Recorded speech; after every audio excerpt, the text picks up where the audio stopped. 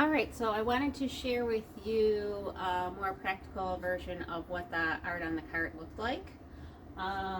So this is pretty much the design of the cart that I used. However, I had a wider cart. It was deeper than this. So this was probably maybe a little bit longer this way and then deeper farther back.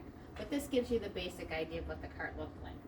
And instead of a piece of cardboard up here, I actually had a piece of foam core board attached to the front of the cart. And so this was basically like my easel. And then on the very front page is the lesson plan for the day. And so I have my artist example and my teacher product for day 1 and my teacher product for day 2, and then also the vocabulary words for the project, which include the artist name and the title of the artwork. So that was my basic design for my lesson plans, and this is something that I still use today on paper. And it's nice because after I'm done with this lesson, I fold it up and I can file it into my box of lesson plans. So, like I said, this was on the front, so students would be able to see as I rolled my card in what our project was going to be for that day and for that week. And now I would attach at the top, I had these binder rings, and that worked out nicely for my tag board. So this blue paper would actually have been a piece of tag board, and then underneath on my foam core board, I would actually have the dry erase paper. So you can get this at like Dollar Tree. And we would use that at the end of class. I would flip this over, and then I would have a student come up and draw the guess the picture game on the dry erase board. So I always had a dry erase marker and dry eraser, and then we would do that game at the end of class. It was also handy in case if I wanted to demonstrate how to draw something real quick, I could do that on my dry erase board.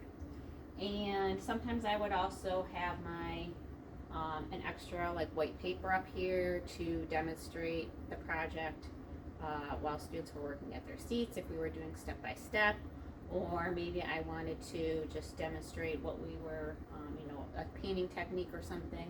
So I could do that right here on my teacher product example before students went to their seats. Normally, I would take the cart over to the rug area of the classroom and then just turn it, to wherever their seats were in the room, so they could refer to it throughout the class. So that's important for the lesson plan. And if I was working on a different lesson plan, say for a different grade level, or maybe the weeks overlapped or something, or one lesson went over to the following week, then I would have another tag board piece of paper and then another lesson plan on top of that extra tag board paper, and then I could just flip it because I had these rings across the top. So that's the basic mock-up for that. I mean, it's not a perfect system. Yeah, this is a little bit wobbly. I would love it if somebody actually designed a real cart like this, with a piece of wood here, or something that was more stable. But it got me through many years, this design. Okay, so on the bottom of the cart is where I would basically have the art supplies for the students. And if we did paint a lot from the cart. I used mostly the temper cake paints. These are awesome. They, don't drip a lot. They're just the easiest way to paint from a cart. So temper cake paints, and would always need my water cups, of course, and, you know, paintbrushes, just a basic size, around 7 or 8 was usually good.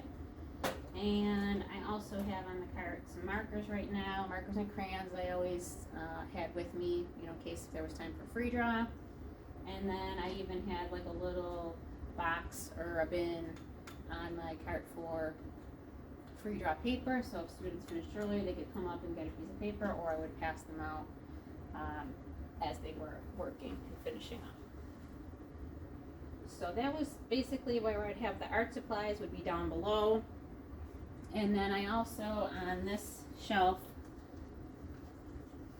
I would also have their class folders, and then inside the class folders would be table folders for each class. And so in order to create a shelf down here, I just use those plastic crates that you could buy pretty much any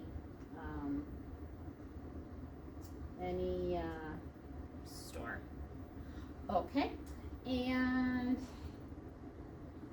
behind my board here, I would have my top shelf, the basic office supplies that a teacher would need. So, you know, my teacher scissors, tape, staples, stapler, my pencil, anything I needed to demo with for that project, I would have up here. My top cart, tape, and my seating charts, and my lesson plan, my daily plan guide, you know, to show what we are working on for that day. And of course my schedule, actually bigger schedule, would always be hanging on this handle here, so there was no question about the timing. And then usually right handy here would also be my paper for the current project. So big stack of paper. And then also up here was usually a book to read from. So, you know, this project is Jim Dine's Four Hearts. So a fun book to read might be Does a Kangaroo Have a Mother Too by Eric Carle, because it's a good example of love. So it doesn't have to be a super strong connection between the story and the artwork, but having a little bit of connection there is good and helps to keep kids interested, and it's a fun way to spend part of the art class is with stories. So I would usually read to students at the rug first, do my demonstration, explain any parts of the project, and then we would go to our seats and do our work. So I think that's pretty much it. And then of course my other basic supplies like crayons and pencils, you know, keeping them in just like small bins, and then usually stacking those on the lower level of the cart. So like I said, my other cart would be deeper, so I probably would have had my paints and markers up front, and then on the back crayons, oil pastels, and pencils and erasers. So, you know, you can't fit everything on the cart, so hopefully you have a storage area somewhere where you can keep some of the supplies that you're not using for every single project. But I really did try to keep at least markers or crayons on hand and pencils and erasers every time. All right, so now if you were going to do things that were more digital, then you'd probably be using a big screen like I have here. And so you can see that I took my basic lesson plan, and now I have it digitally. So I put everything into Google Slides, and so that's my YouTube video which also serves as, my teacher product. And then of course we have stories that students can listen to. And I have my teacher example. Or sorry, not teacher example, my artist example, famous artist example. And the vocabulary words and the important things for the lesson.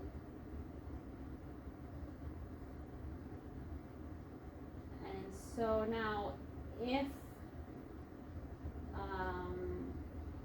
if today I needed to do art on a card, I think that I would still want to use my Google Slides. So if I would be able to use the teachers, the classroom teachers board, then I'd just be able to pull up my slides. But I think I would still want, my paper backup at all times, because you never know with technology when things aren't going to work out perfectly. And another option I thought was putting a smaller television screen onto the back of the cart. So that would cut down on some of the storage of the cart, but I have done that before where I hook up my Chromebook to the television screen, and then I can use that for displaying my Google Slides. So that's another option, just using the HDMI or HDM1 cord, and then just hooking that up into the television right from the Chromebook. And you just go to the display settings and it should work. Alright, so I hope that was helpful and you got a chance to see how I would basically organize the cart. And I hope you are having a fantastic day. And again, I hope this was helpful for you. Bye.